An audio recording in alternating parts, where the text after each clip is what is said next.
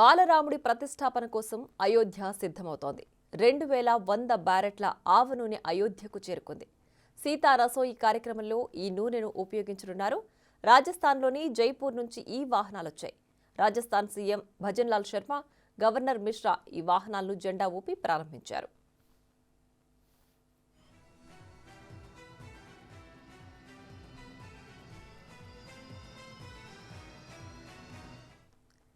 ప్రారంభోత్సవానికి సర్వాంగ సుందరంగా ముస్తాబవుతున్న అయోధ్యలో సరికొత్త కార్యక్రమాన్ని ప్రారంభించారు అధికారులు.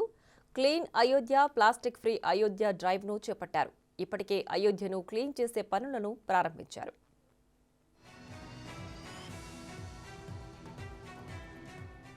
అయోధ్య భవ్య మందిరంలో బాలరాముడి ప్రాణ ప్రతిష్ఠ జరిగే రోజైన జనవరి 22న యూపీ వ్యాప్తంగా ఉన్న విద్యాసంస్థలకు సెలవు ప్రకటించారు ఆ రాష్ట్ర సీఎం యోగి ఆదిత్యనాథ్.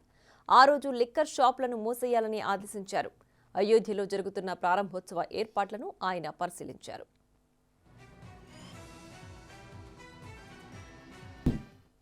అయోధ్యలో బాలరాముడి విగ్రహ ప్రతిష్టాపన రోజు దేశవ్యాప్తంగా ఉన్న ప్రతి ఇంట్లో దీపాలు వెలిగించాలని పిలుపునిచ్చారు ప్రధాని నరేంద్ర మోడీ. దీంతో వారణాసిలో ఒక్కసారిగా దీపాల కొనుగోళ్లు పెరిగాయి.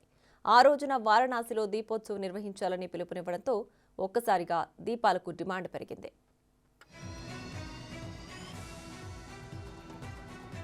ముంబైలో కూడా జనవరి 22న దీపోత్సవం నిర్వహించనున్నారు. రామ భక్తులు 1,00,000 దీపాలతో దీపోత్సవం నిర్వహిస్తామని తెలిపారు. దీనికోసం ఇప్పటి నుంచి ఏర్పాట్లను చేస్తున్నారు.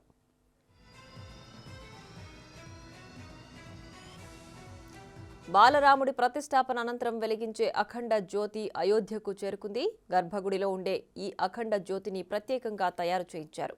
25 ఏళ్ల పాటు ఈ అఖండ జ్యోతి సేవలు అందించనుందని తయారీదారులు తెలిపారు.